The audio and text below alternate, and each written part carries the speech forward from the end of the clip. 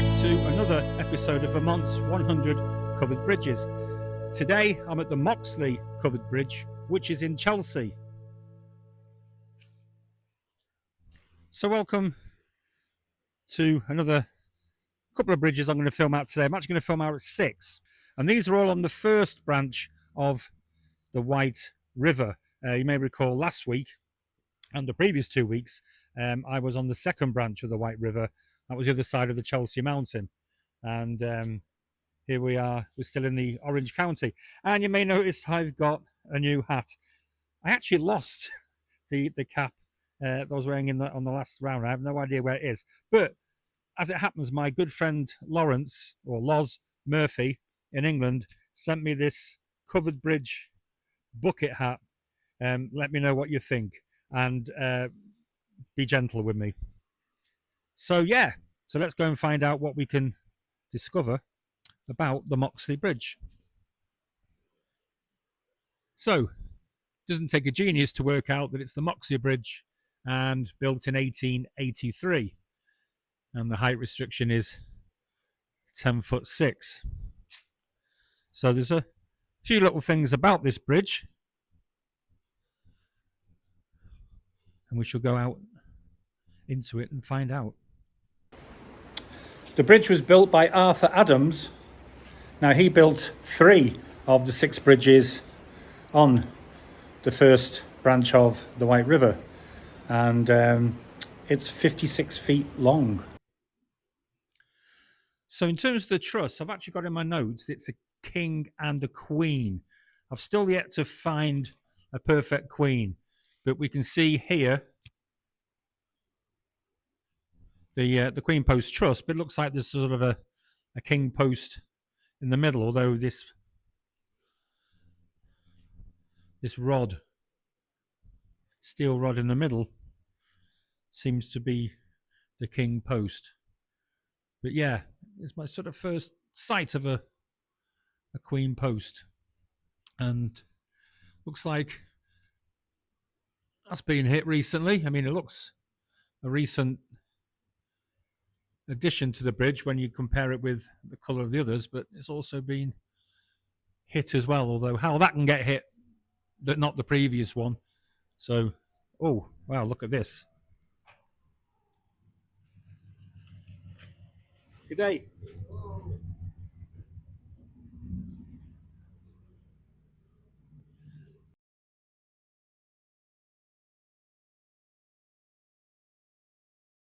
That's just one of these typical scenes that I keep coming across at these bridges. I mean, being in these bridges, it's like being, 100 years ago, 60 years ago, whatever.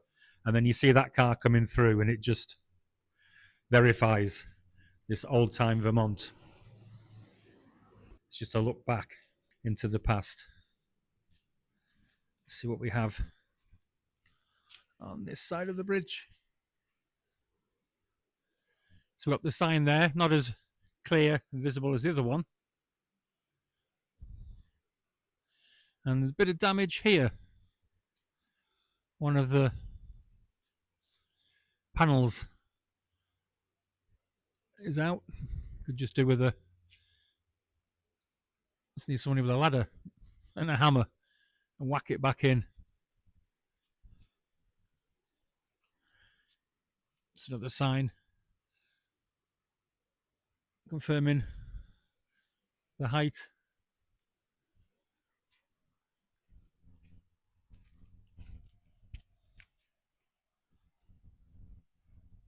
Nice tree falling into the river there. Looks quite recent because the leaves are still green on the tree. Looks like a little bit more damage here. This bit's come away.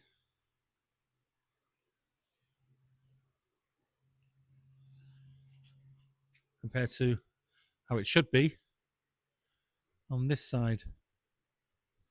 Although having said that, even that there, front face has come away as well, so I'd be a bit more concerned about this one, because that shouldn't be that far apart. obviously needs reporting, and maybe I shall do that. So one thing of note about the bridge is, hopefully you can see as easy as I can, is that the mark at the beginning of the bridge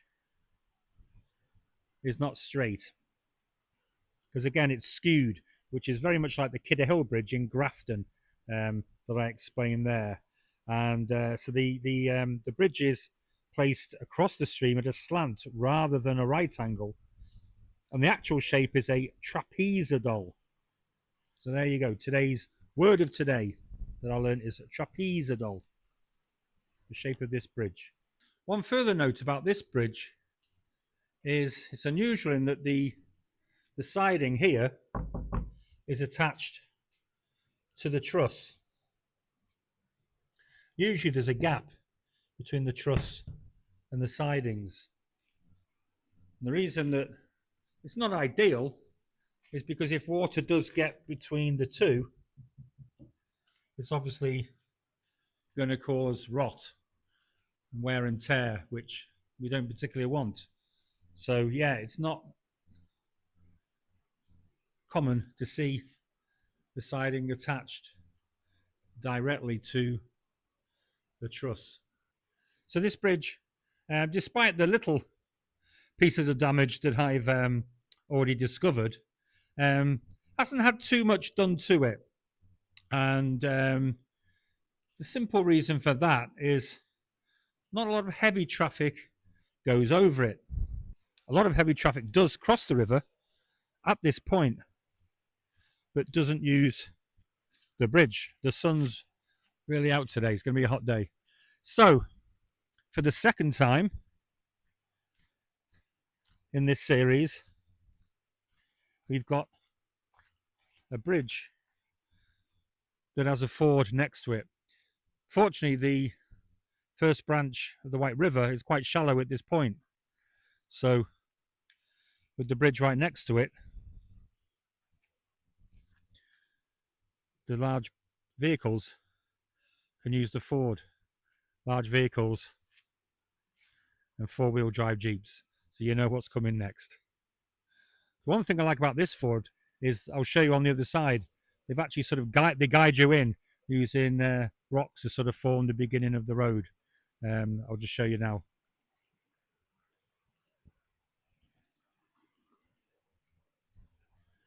So the aim is straight down the path and through those set of rocks. I don't know whether they're laid out on purpose, they must have done. But anyway, to guide you home.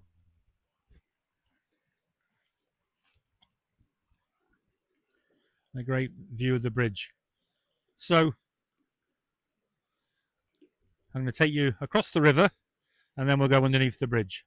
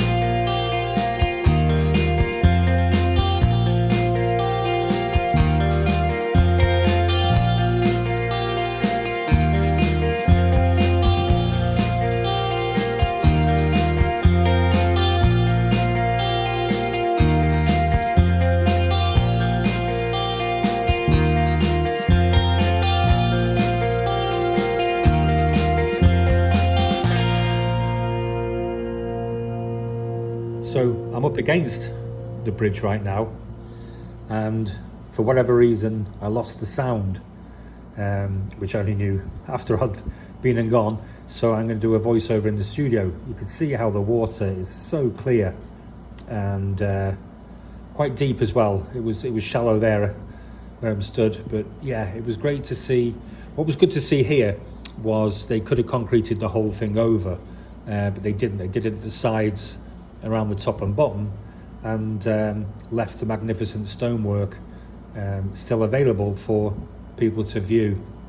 Again, it's a little bit shorter on that side because they've concreted right down to the river, but at least they left that one little section in there for us to see. The green reflection from the trees onto the river gives that emerald look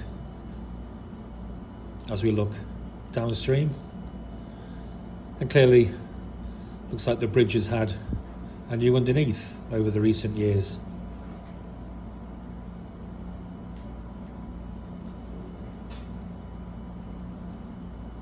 It's certainly more healthier underneath than it is above.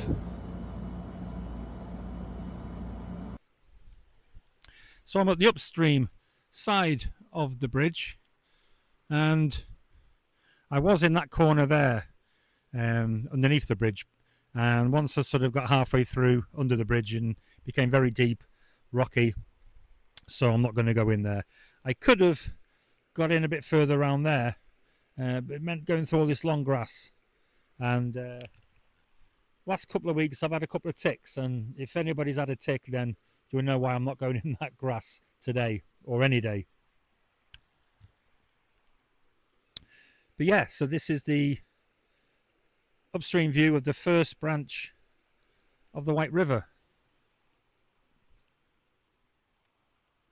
And the first branch of the White River is 15 miles long, which is 6 miles shorter than the second branch of the White River that we were at the last 3 episodes. And while I'm under the bridge, I just noticed a lot of loose boards, which may not be an issue now, but one strong wind or a couple of strong winds and it could cause a lot more damage.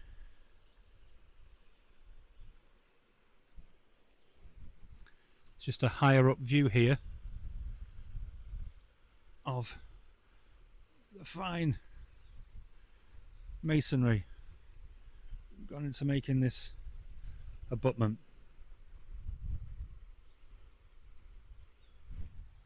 So you can just see this section of the panelling there is relatively new, a much lighter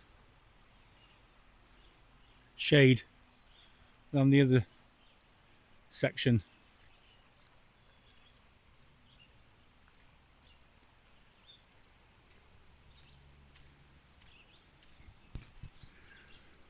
But yeah, just needs a little bit of love and tender care, and it'd be fine again. So thanks again for joining me on this latest video. Hope you enjoyed that. It's not a bridge, there's no Storm Irene video, nothing to shout home about, but still a unique bridge in its own little way once more. Now, another advert, not doing the calendars today, but there's still plenty of time to order a calendar. The Vermont Covered Bridge Society have produced these journals, and there's 4 in total. They split the state up into 4, I wouldn't say quarters, but they split it up into 4 parts.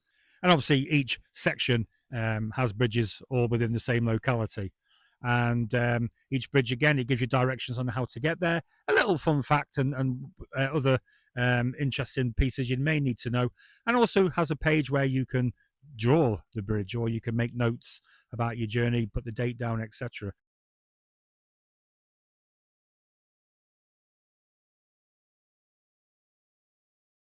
Again, I know it's July, but it's still not too early to shop for Christmas. Go to the Vermont Covered Bridge Society website, which the address will come up at the end of this video. Go to Marketplace, and then you can pick and choose. They even have this t-shirt on. So how about that for product advertising? Anyway, thanks again to Vermont's 100 Covered Bridge for their support that they give me and continue to do, and much appreciated. And I'll see you next week, a couple of miles further down the first branch of the White River. Thank you.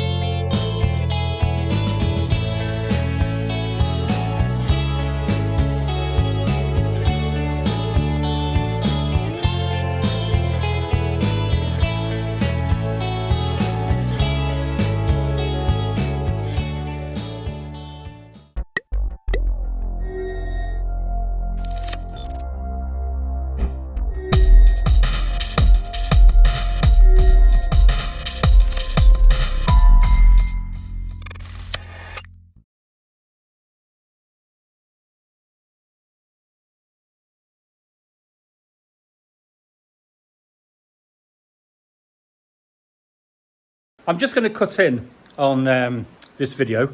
It's night time, as you can see. I've only ever filmed once at night time, and that was actually at this bridge in Brattleboro, and that was just before Christmas. And the spot where I'm stood right now, there was a Christmas tree. So I've interrupted this episode just to bring you news that the 2nd to the 9th of August is a special Vermont statewide Covered Bridge Week.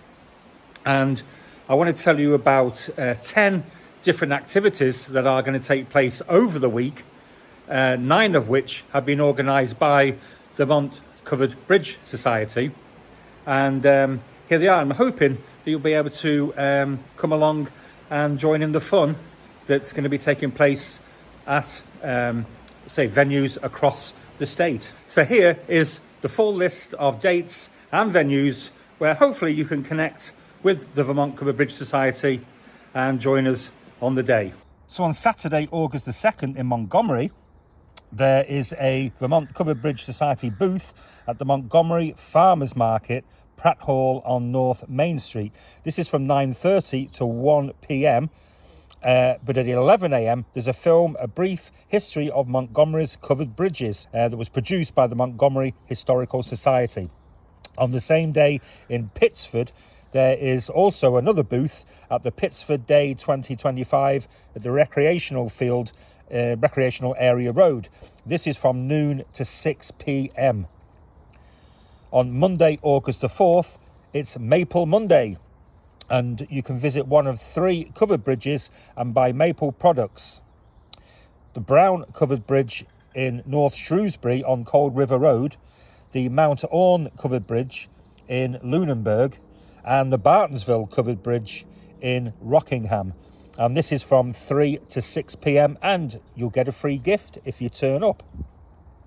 On Tuesday, August the 5th in Northfield, there's also a Vermont Covered Bridge Society booth at the Northfield Farmers Market on South Main Street. This is from 3 to 6 p.m. On Wednesday, August the 6th in Springfield at the Town Library on Main Street, from 1 p.m. to 3 p.m. it's the August Armchair Adventure to Covered Bridges, hosted by Vermont Covered Bridge Society's president. Here there's a pictorial tour of Vermont and Western New Hampshire covered bridges. Thursday, August the 7th in Brattleboro at the Creamery Bridge on Western Avenue from 6 to 8 p.m.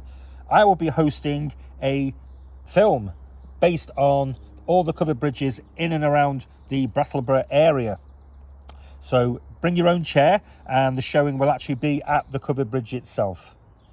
Friday, August the 8th in Brandon, there is also a Vermont Covered Bridge Society booth at the Brandon Farmers Market on Central Park on Route 7. This is from 9:30 a.m. to 2:30 p.m. On Saturday, August the 9th in Jeffersonville, there's another Vermont Covered Bridge Society booth at the 16th Annual Jefferson Art Jam on Main Street. Also on Saturday, August the 9th, starting in Brattleboro, you can join the New York State Covered Bridge Society and the National Society for the Preservation of Covered Bridges on a 2-day safari to 15 covered bridges in southern Vermont, western New Hampshire and northern Massachusetts. There's no charge, but pre-registration is by Wednesday, July the 30th, and I've produced an email link here for you to get in touch if you're interested in joining that. And on the same day, August the 9th, at the Cambridge Junction Covered Bridge at 5 p.m, there's a dedication ceremony and a plaque installation to commemorate the Vermont Covered Bridge Society's inception and 25th anniversary.